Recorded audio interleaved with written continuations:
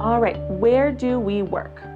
Genetic counselors work in hospitals, private clinics, genetic testing laboratories, public health offices, graduate programs, research centers, telemedicine, private practice, and really the list goes on and on and on.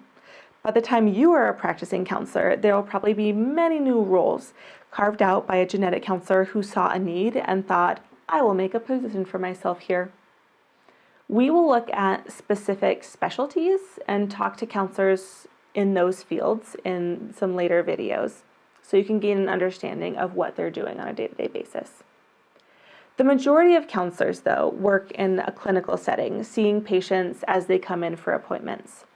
However, many work in other types of positions. Okay? Clinical roles may be excellent for those who want to be in like the thick of things and like being in the hustle and bustle of a clinic, working with other professionals. But to other people, the clinic sounds like a nightmare, and they would really prefer a remote position or something in a lab with more distance from the patients. Some counselors just want to work with other providers, and that is okay. Okay, there is a place for you regardless of what kind of work environment you would prefer.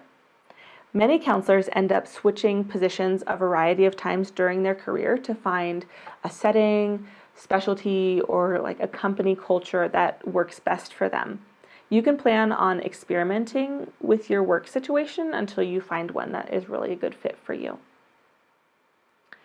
The 2021 Professional Status Survey from NSGC reported that 89% of counselors are happy being in the field, and 83% of them are happy in their current position, which is pretty good. In my experience, both myself and with friends who are counselors, those who are not happy are in a toxic workplace environment, which is less a problem with the actual genetic counseling piece as it is the organization that employs them.